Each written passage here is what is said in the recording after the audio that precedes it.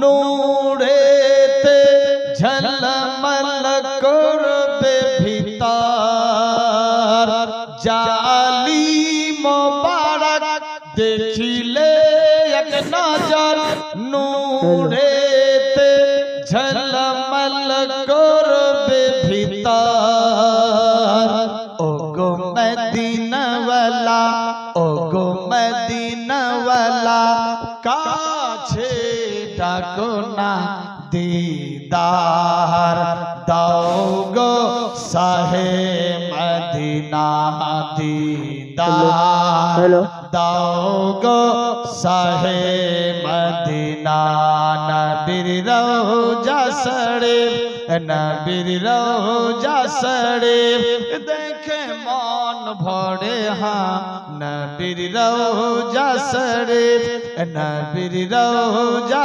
शरीफ देखे मन भरे हाँ दीदार दाओ गो साहे मदीना दीदार दाओ गो साहे मदीना कहिए आमीन अल्लाहुम्मा आमीन जाली मुबारक देखिले एक नजर नूरेते झलमल करबे भीतर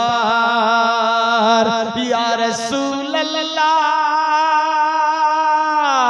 जाली मुबारक देखिले एक नजर नूरेते झलमल करबे भीतर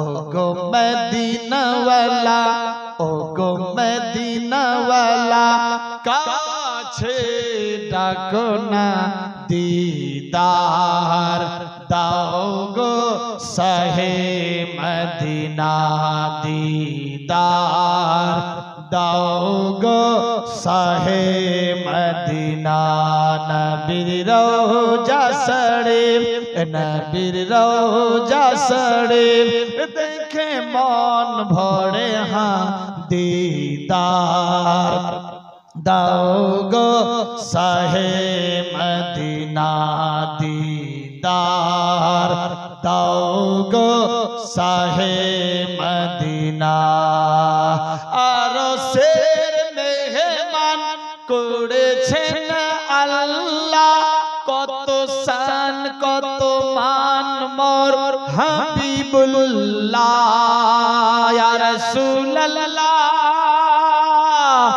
আরশের মেহমান করেছেন আল্লাহ কত শান কত মান মোর রাসূলুল্লাহ ও গো গফুর রহিম ও গো গফুর রহিম করো করুণা दीदार दाओ गो साहे मदीना दीदार दाओ गो साहे मदीना नबीर रोजा शरीफ नबीर रोजा शरीफ देखे मन भरे हाँ दीदार दाओ गो साहे मदीना दीदार दाओ गो साहे मदीना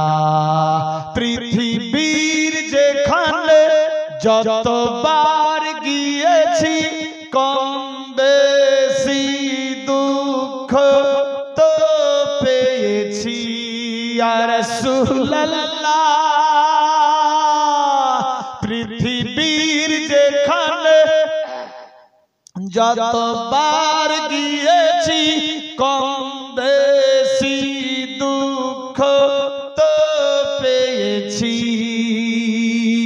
ও গো মদিনায় গেলে ও গো মদিনায় গেলে দুঃখ থাকে না ও গো মদিনায় গেলে দুঃখ লাগে না दीदार दाओ गो साहे सुभान अल्लाह ना दीदार दाओ गो साहे मदीना नबीर रोजा शरीफ नबीर रोजा शरीफ देखे मन पड़े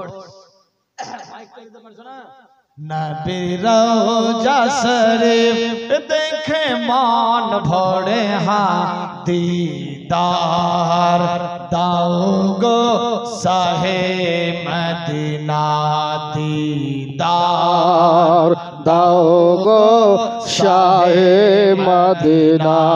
नारे तकबीर अल्लाहु अकबर। नारे रिसालत या रसूल अल्लाह। नारे हैदरी या अली। नारे गौसिया या गौस।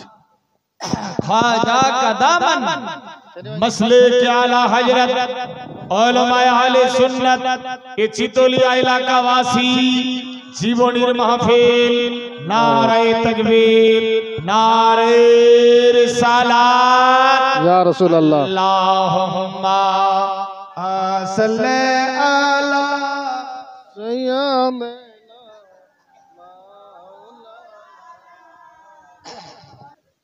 আবু বকর কোন পাত্র দেখেছো? ইয়া রাসূলুল্লাহ আপনি যদি কিছু মনে না করেন তাহলে আমি পাত্রের খোঁজ করতে পারি। ঠিক আছে করো, আল্লাহর হুকুম যদি হয় বিবাহ দেব। হযরত সাইয়েদনা আবু বকর সিদ্দিক চললেন হযরত আলীর কাছে। আলী ভাই কি খবর? সালাম কালাম হলো। আলী ভাই মনে কিছু খারাপ ভাববা না, তোমারও বয়স তো প্রায় 20-21 বছর, সময় থাকতে কাজটা সেরে ফেলো। কতদিন আর এমনি ঘুরবা, বিবাহ করে নাও। হযরত আলী চমকে উঠে বললেন, কে আমাকে বেটি দেবে? যা আমার বাপের ধন সম্পদ ছিল তা তো মক্কা নগরে ছেড়ে চলে এসেছি মদিনায়। আর 10 বছর ধরে আমি তো নবী মুস্তাফার সঙ্গে থাকি, গোলামি করি, আমার তো সেই রকম আসবাবপত্র বাড়ি ঘর এখনো পর্যন্ত মদিনায় ক্লিয়ার হয়নি, যা আছে সে মক্কায়। অথচ আবু তালেবও ছোটখাটো একটা বাদশা ছিলেন, যা ধন সম্পদ সব মক্কায়, মদিনা শরীফে তো নাই বলা চলে। আর সবে মাত্র 1-2 বছর হলো আসা, কে মেয়ে দেবে? এই আলী ভাই টেনশন নিও না, তুমি রাজি আছো কি? আমি একটা পাত্রীর খোঁজ এনেছি। কার মেয়ে কার বোঝা হয়ে গেছে যে আমাকে দেবে? আমার সঙ্গে তো কিছুই নাই, বিবাহ করলে দেনমোহর দিতে হবে, বাড়ি ঘর আসবাবপত্র ইত্যাদি সবকিছু লাগবে, আমার তো সেই রকম কিছুই নাই। আরে টেনশন কেন নিচ্ছ? আল্লাহ আছে, মালিক, সব হয়েই যাবে। ঠিক আছে, 70 দুর্ঘ তো 72 আসান। আল্লাহ যদি রাজি থাকে আর মেয়ের বাপ যদি মেয়ে দেয়, মেয়ে যদি আমাকে বিবাহ করে, আমি এক বাক্যে রাজি আছি। চলে গেলেন রাসূলের দোয়ার আখির কাছে, লব্বাইক ইয়া রাসূলুল্লাহ। কি খবর? নবী গো সালাম গ্রহণ করুন। সালাম কালাম হলো। ইয়া রাসূলুল্লাহ আপনার মেয়ের জন্য একজন যোগ্য পাত্র খুঁজেছি, কে সে পাত্র? ইয়া রাসূলুল্লাহ বললে আপনি হাসবেন, আপনার সঙ্গে সব সময় থাকে, দুঃখে কষ্টে যুদ্ধ জিহাদে ময়দানে এনি টাইম সঙ্গে থাকে, এমনকি 10 বছর ধরে আপনার সঙ্গে গোলামি করে। এক রাইটার লিখেছে, বিশ্ব নবীর চাইতে শেরে খোদা আলী 10 বছরের ছোট ছিল।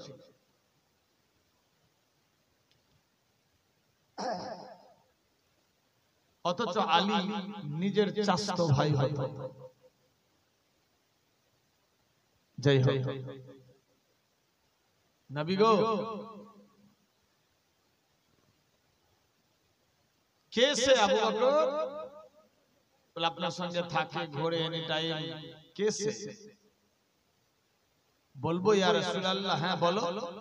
ইয়া রাসূলুল্লাহ, সেটা কেউ নাই, সেটা হলো শেরে খোদা হযরত আলী হায়দারে কারাম। সুবহানাল্লাহ হবে না? সুবহান আল্লাহ সুবহান।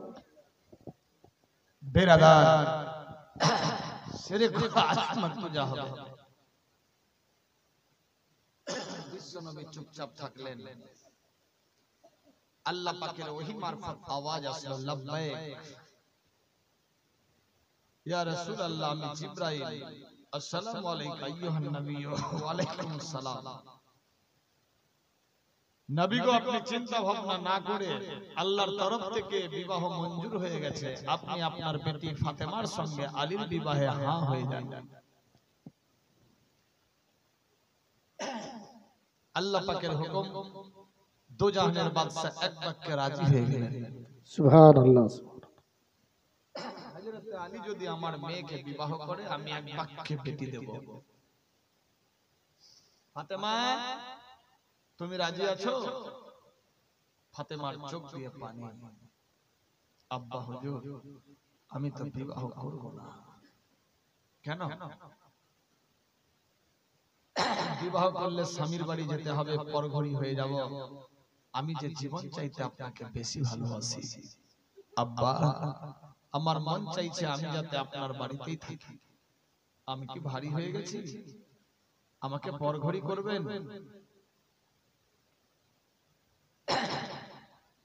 না বেটি,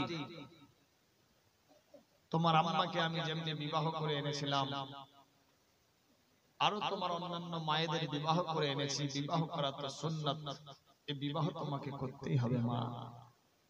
অনেক ঘটনা আছে, কোন রকম ফাতেমা রাজি হলেন।